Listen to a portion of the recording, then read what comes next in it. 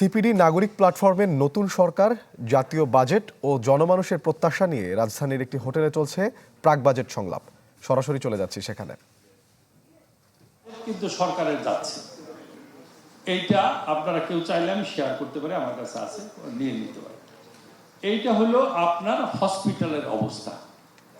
আসি এখন এই যে আরেকটা বলছেন সোশ্যাল প্রোটেকশন প্রোগ্রাম 3% চাইছেন।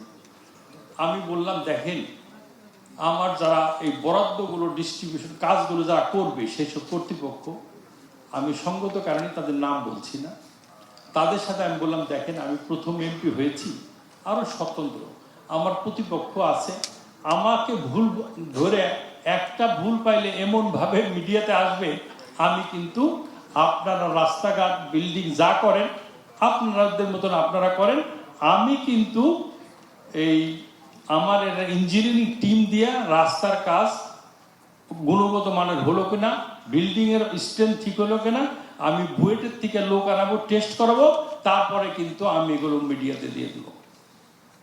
আর এই গরিবের কাবিটা এইগুলো ঠিক মতন আমি 100% চাই।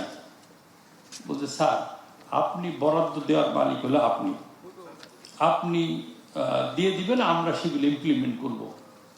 তবে স্যার, আপনার মতন বক্তব্য আগের এমপি সাহেবও বলছিলেন, কিন্তু 40% বেশি উনি করতে পারেন নাই। তাই বললাম কেন 40% কাজ হবে কেন? আমার তো কোনো কিছু নিতে হবে না এখান থেকে, তাহলে আমারও 40% কেন নিতে হবে? কাজ 40% হবে কেন? তো স্যার আপনি দেখেন, আমার যাদের আমি বললাম কি 12টা ইউনিয়ন, আমি কাজগুলো 12টা ইউনিয়নে ভাগ করে দিলাম, যেখানে যেভাবে দরকার রাস্তার কাজ, সংস্কারের কাজ, কাবিখার কাজ সব দিলাম। একজনের কাছে বরাদ্দ দেওয়া হলো 1 লক্ষ টাকা, বললো যে আমার এখানে এত ফিট রাস্তা, এখানে সংস্কার করতে হবে, কত লাগবে? 3 লাখ টাকা লাগবে। তো 3 লাখ টাকা লাগবে, তো ঠিক আছে, তুমি তাই আরো দরকার নেই, 1 লাখ টাকা নেও। তো এসে রাগ করে চলে গেল। তারপর আবার তাকে ধরে নিয়ে আসলাম, ঠিক আছে 3 লাখ টাকাই তুমি নেও, কিছুই হবে না।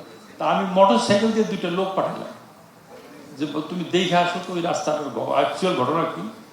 বলে স্যার, রাস্তাটার কিছুটা জায়গা দেবে গেছে, 30,000 টাকা হলে হয়ে যাবে।